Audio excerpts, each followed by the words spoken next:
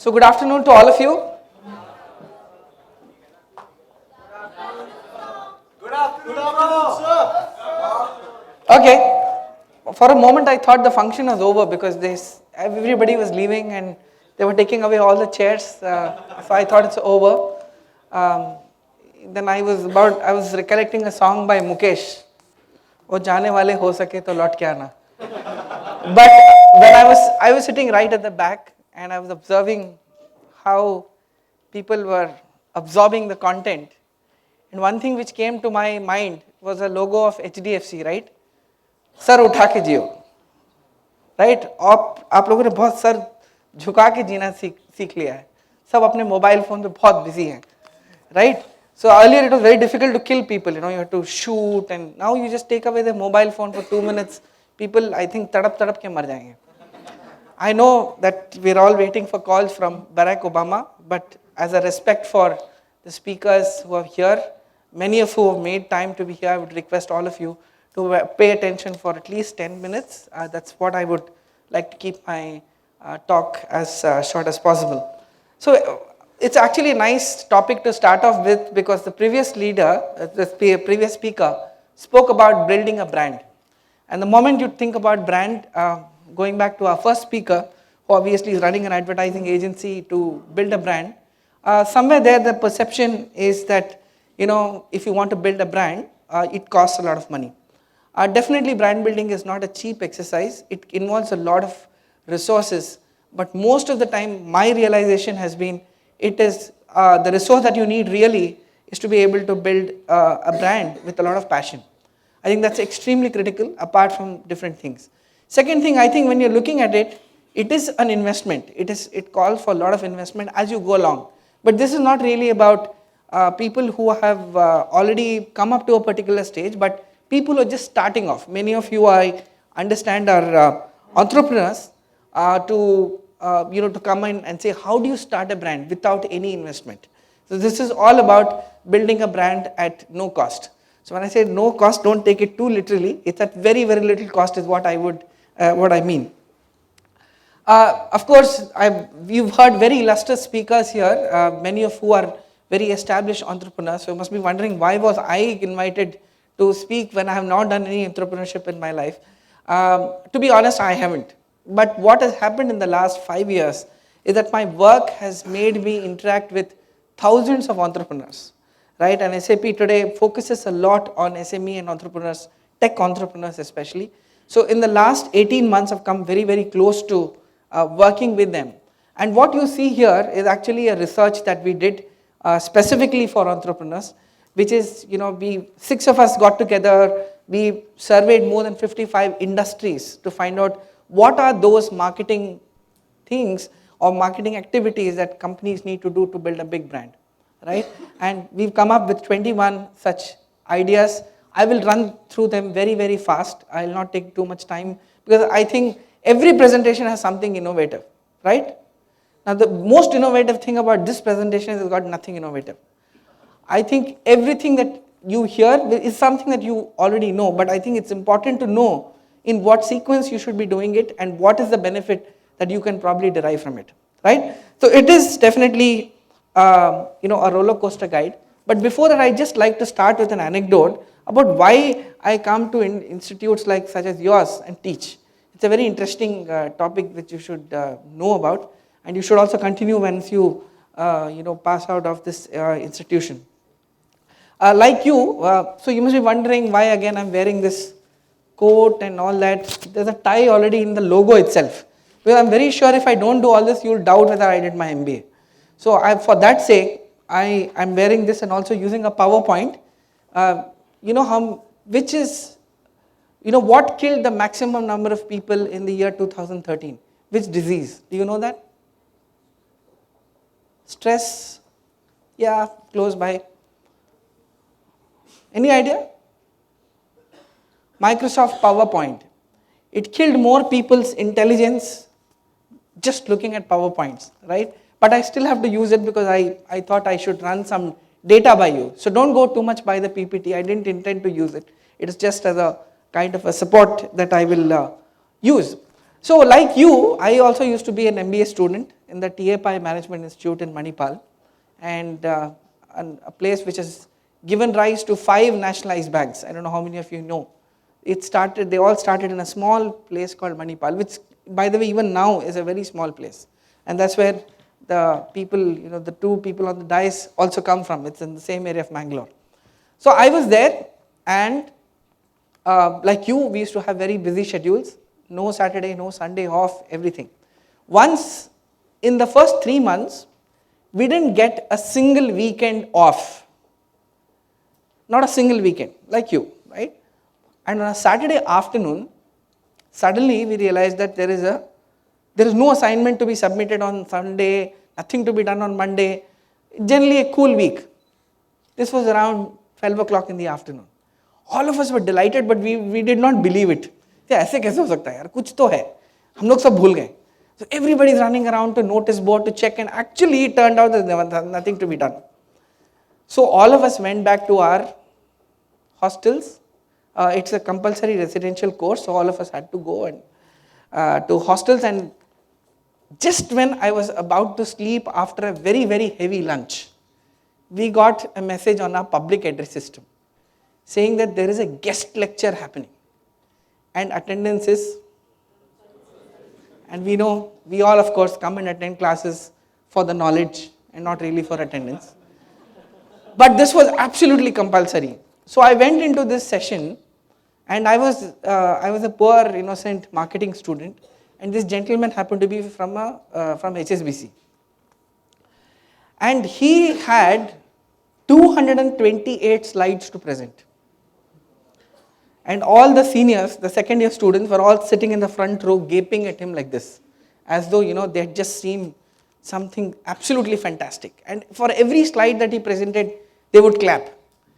So this session was supposed to be from 3 to 4 o'clock, and it turned out that by the time this man got off the stage, it was 6:30 in the evening. So promptly he had ruined our weekend.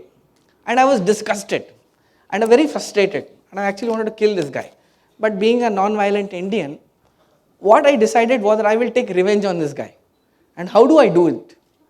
I do it by also giving guest lectures. Right? But you may question, obvious question is, yaar, usne aapko tang kiya tha, but why are you taking it out on us? See, if you hadn't come, we could have gone half an hour early. Why are you taking that revenge on us? The hope is that one of you is that guy's daughter or a son.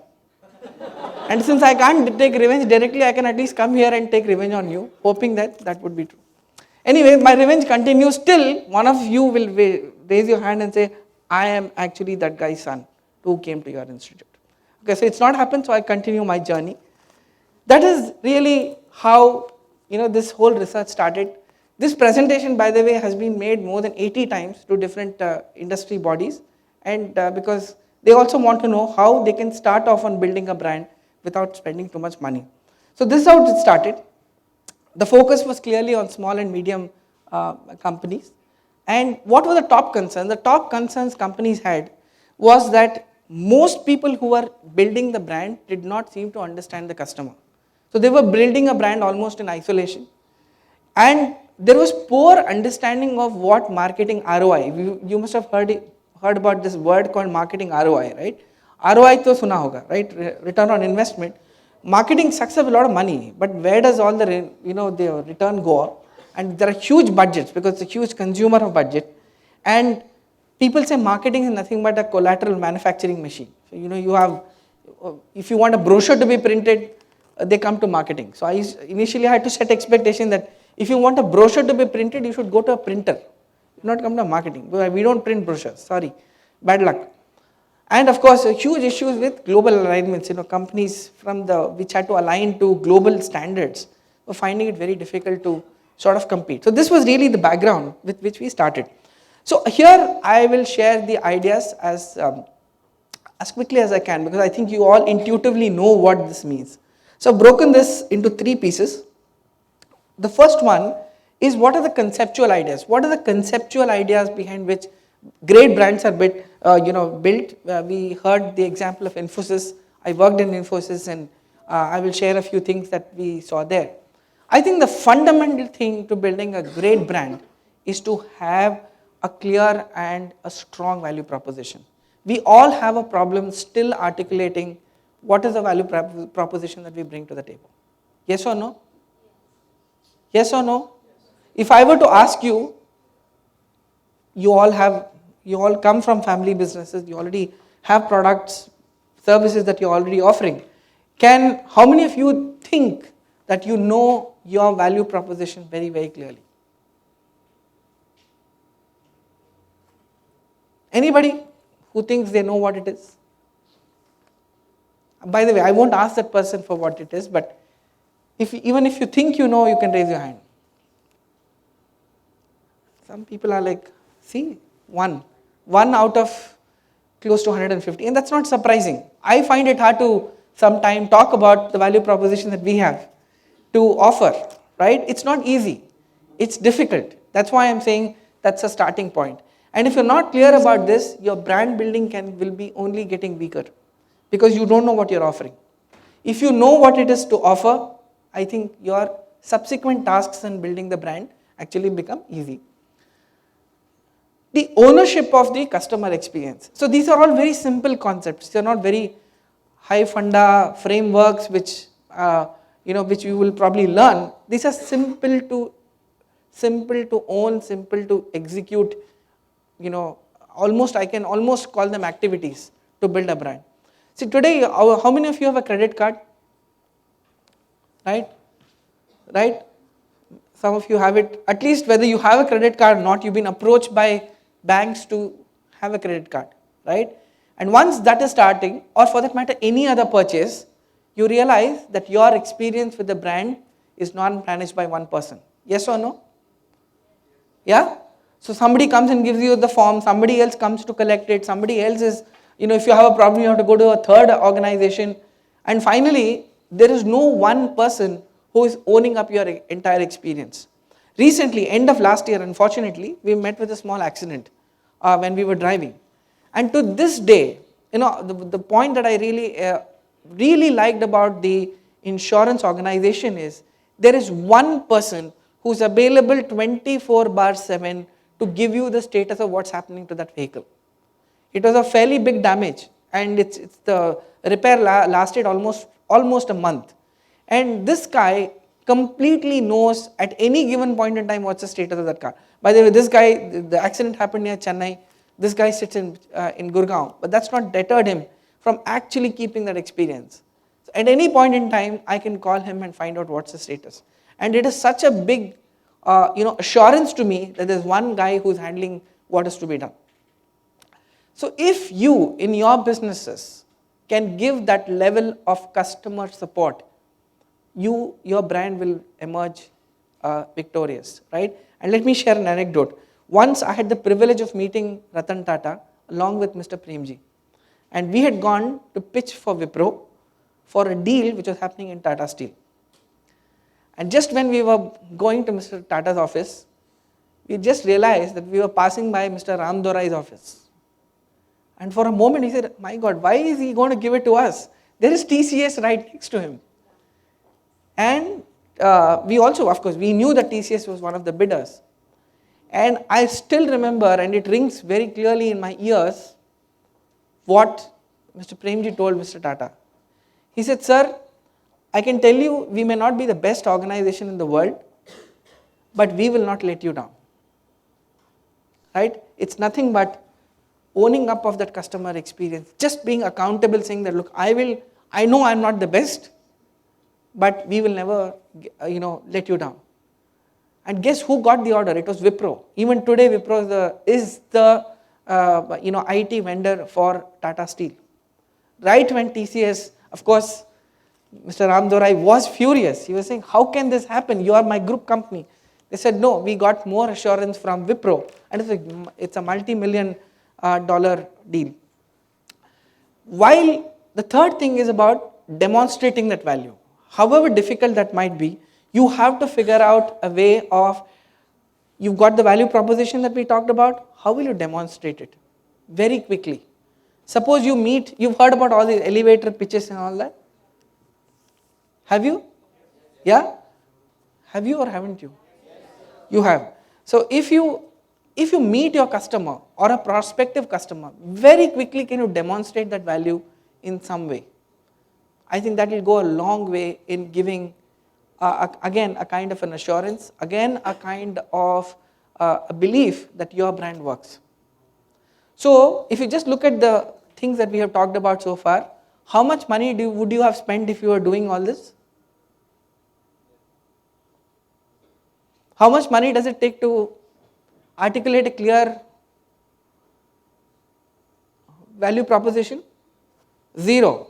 Because it's your business, it's your product, it's your service, right? And if you have to do those things, it doesn't cost you any money because nobody understands your product better than you do, right? Okay, let's move on. Integrate messages, very important.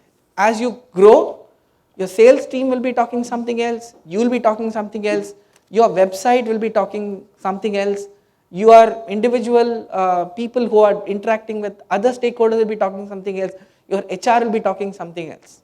So we, of course, a large organization has larger problems, but as far as this is concerned, you should know how to integrate messages. Because your customers are always looking for that integrity, that kind of a feeling that these people know what they're talking about. If 20 people are to interact with your customers, the customer should get the same message from all of them, at least similar messages. If not, otherwise you can completely confuse customers and your brand will be weak because your customer will never get one thing that you want him to get, which is your value proposition. Okay? Building relationships.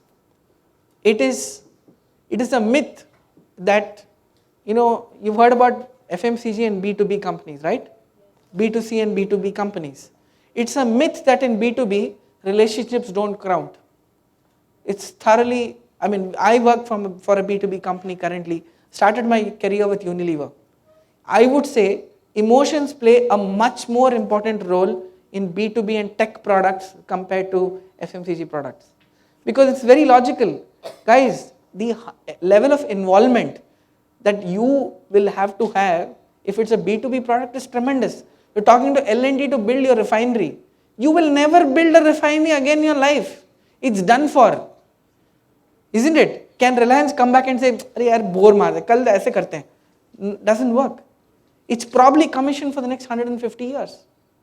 Correct? So whereas that's exactly the opposite in the case of an FMCG company. You bought a soap, worst situation you have to throw it if you're allergic to it.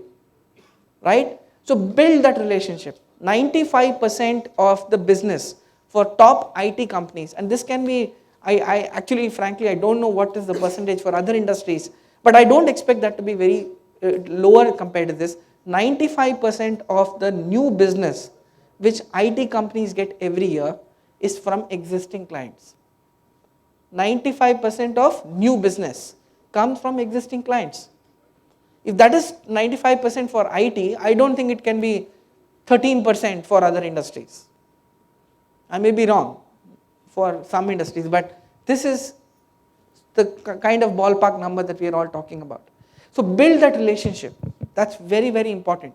Because remember, you're all entrepreneurs. You're all coming from organizations. You're building your own organization. There is no guarantee that you will always succeed. Everything else can fail. But if you have strong relationship with your clients, they will stand by you. Okay, so first we talked about a few conceptual ideas. Now let's get a little grounded and let's look at how will you look at your sales force. See, we talk about branding as though it is some esoteric idea which is got a great concept which needs a lot of money. You need to be on television, you need to be on all these, the world's busiest outdoors and billboards. Yes, at some stage you probably will think on those lines. But just look at your sales force. They are people who are talking to your customers and prospects every day. And if they goof up, your customers and prospects will not have a great opinion of what your brand. Yes or no? Right? You talk about Citibank. Citi never sleeps. But whenever you call a Citibank salesman, if he's not awake at 12 o'clock in the morning, Citibank can say whatever it wants. But the fact is, the brand, the experience did not support it. And how difficult are these small things to do? Yes, it requires a lot of operational rigor. It requires a lot of people to work hard, for sure. It's not easy. I'm not trying to oversimplify brand building. All I'm saying is that while you go and look at big ideas, please keep your eyes on these small things which probably over a period of time will build your brand more. A sales kit. What is a sales kit? Many people think sales kit is something which is, it's got a bag and all the products that you want to sell is there in that kit. Yeah, that is definitely there. But here we are talking about something more, which is that real-time information that your salespeople need to have with respect to your product, with respect to your competition, and with respect to the costing, right? Most people, what do we tell sales guys? Don't get into a price discussion with the customer straight away. Don't do it. But what is the first thing the customer asks? Can you give me an indication of the price? Now, how long will you keep on dodging that question? If that guy is facing the customer, he can't dodge it forever. So give him, are you equipping your customers, your sales guys with the right information? Right? For example, you know your customers are very smart. They will throw something at you and say, at your sales guy and say, hey, by the way, you know what, you're from HDFC Insurance. Isn't LIC offering this? That's far better than this. Your guy should be able to answer that question. That's called a battle card. And it takes no rocket science to give him that. A battle card is a very simple one-sheeter which he needs to have with him, saying what are the competing products and where are the pitfalls. He should not make a fool out of himself by saying, no, LIC does not have a product like that. Because the customer will say, hey, what are you saying? I have seen it yesterday, right? So this is again, of course, we can go on and on what a sales kit should be, but this is a great branding tool because it gives authenticity to your customers. The number one thing that you're selling customers is trust. If they don't trust you, you can keep on showing them whatever you want, they will not believe anything. They will not even listen to you. Forget, even giving you time. Propose always. Whenever there's as they say, you never get a second chance to make a first impression. Do you? A first impression is a first impression, right? So when you're talking about your product, when you're introducing your product, be sure you do it the right way. Whether it is on your website, whether it is in the form of a one-to-one meeting, these will build your brand much more than what your traditional branding methods will actually teach you. Okay? If you are in doubt, if you are in a product line which is very technical, you need to get your subject matter experts very fast. Let them carry the brand. If you are a hospital, okay, I'll narrate another anecdote.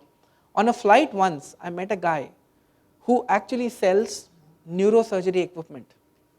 I was asking him, how do you sell? Any idea how he sells? Neurosurgery equipment. So he has to go to a doctor and do what?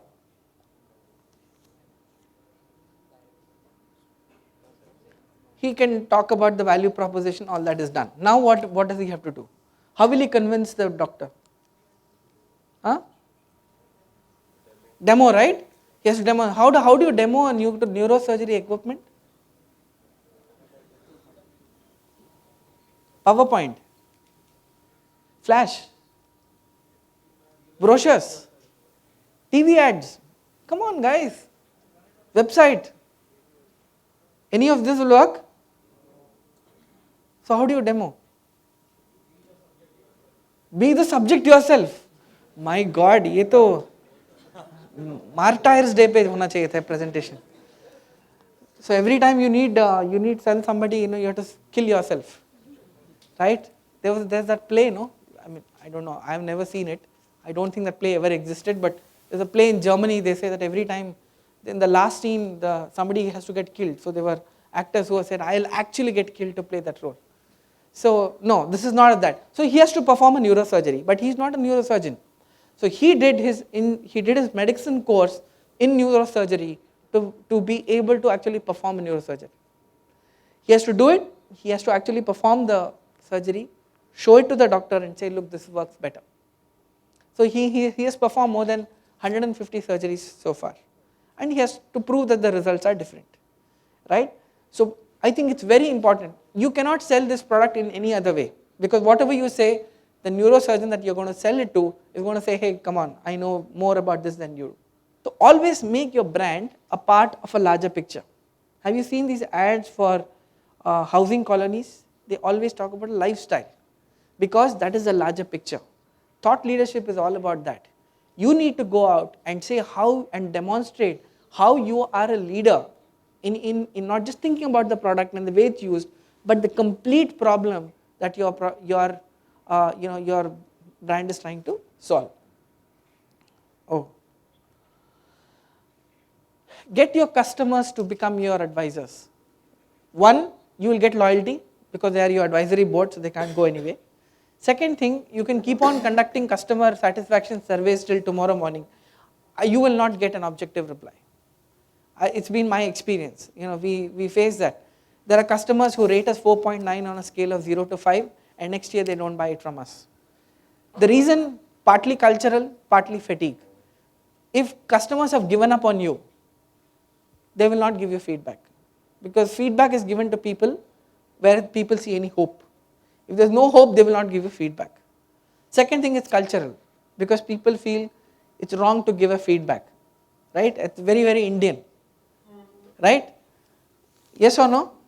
Feedback, do you like to give a feedback? No, especially if it's negative, nobody wants. Good feedback, everybody wants to give. Bad feedback, nobody wants to give. The dreaded moment for any manager is performance appraisal, because he has to tell some of his team members they're not performing, right? We're not very good at that. We have to get good. Somebody had come home for dinner last week, and he was telling me the same thing, saying, so he's from the US, and he said, look, why do you guys don't tell, for example, people come and say, they make a presentation and they come and say, how was the presentation? Everybody says, very good. Indians ask it in a different way. They say, presentation theek thaak tha na. So you don't have a choice but to say yes. And even when you ask an objective opinion, how was the presentation? That guy will start by saying, see, if you don't mind, can I give you a very frank opinion? Guys, he just asked you for a feedback himself. Why are you qualifying it so much? And even after that, he will not tell you the truth, because we hold back that. So customers, you have to get them into a very different frame of mind to critique you. You have to say, guys, tell me what is going wrong. And earlier you do all this in your brand building, the better will be those lessons, because you will not repeat it when you are a big company. You will do it at small, learn early, make these changes, and carry it forward. Okay, build a radical and a strategic PR program. Very important. PR is not expensive. A lot of people think that you have to pay a lot of money and build a PR company. It does not. You can hire people, you can hire an agency even on a project basis. I'm sure there are 500 PR organizations only in Bombay which can help you build a brand. And it doesn't cost, you don't have to hire the best of them and build to see that you are in the press every day. You don't have to be in the press every day. You have to be in the relevant medium in front of the relevant customers, right? Focus on that. Find out where your customers are, what are they reading, what are they consuming, be there. Don't have to be everywhere. It's a waste of money. Okay? Speakers Bureau. Get your managers, get your top leaders of your organization to be good speakers. Get them trained. If they don't know how to do it, get them trained. Let them be the people who are carrying the badge and going and meeting people. Your brand will have a multiplier effect, because it's not 100 people, at 200 people, it becomes 300 people. And if you can get every employee of your company to be your advertising mouthpiece, you can see the multiplier effect that you have created. Okay, so create a good speakers bureau. And it's very difficult to create marketing assets. Very difficult. Suppose you create a content for a website, use it for something else. Don't recreate content. Right? People create a lot of marketing assets, but they don't use it. They create a video and that's kept. Put it on YouTube. Right? You created this event. How many people know about it? Right? Okay, now this has come out. Why don't you put all these things in the form of a nice white paper and say it is the NMIMS view on how entrepreneurship can be fueled? Why not do that? Because you heard so many people this morning, right? And you'll hear many more. Why don't you capture? Otherwise all that will go fizzle out. Okay? This is how you build a brand. And your Inspire, initially I read it as Inspire US.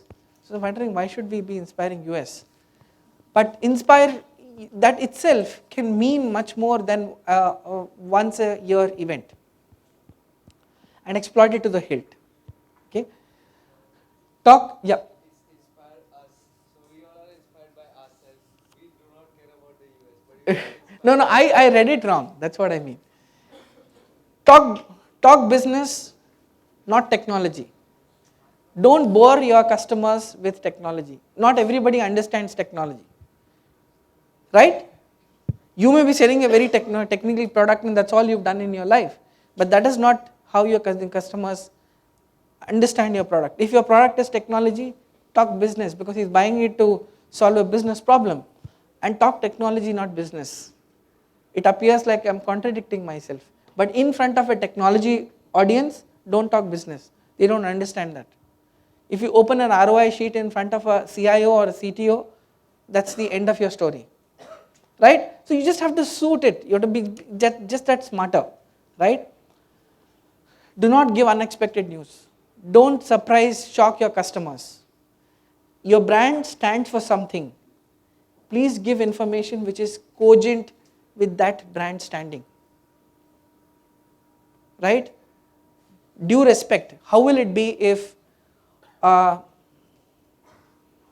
Katrina Kaif hosts a show on Discovery on Albert Einstein? Right? So there are these brands. See, we don't know how these individuals are, but that's our perception. Branding is all about perception. So you've created a perception, you have to go by that perception. Right? Don't create confusion because it's all about coherence. Only one message. People will remember only one message. You can go on giving them any number of messages you want. People will remember only one thing. Create impactful content. Whatever content which talks about your brand has to be impactful. As impactful as it can. Right? And if it is not impactful, don't share it with your customer. They will not appreciate it. If you're not prepared, don't go into a marketing effort. It takes time, be patient, it will work. But don't take anything which is half-baked into the market. You will regret it. Start early, really early, right? I specifically put this slide once upon a time. There used to be a company called Infosys, which by the way is still there. When they started 30 years back, their memorandum of formation says that none of the founders can have their children or close relatives as a part of Infosys. None of them could join Infosys. So in case you're wondering why Nandan and nobody's kids are working for this company, it's because of this reason. Now that has changed, but imagine, okay, just forget what's happening now, but just imagine they said this on the day one of their company when the number of employees were only 7, the 7 founders. There was nobody other, no one else. That day they said it.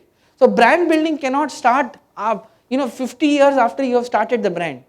The brand building has to come on day one. It may be a small brand, but it's a brand. It may be very, very insignificant, but it can become very big. If you don't think of branding, think about branding on day one, it's never going to happen. Recently, my friend, he started a company of his own.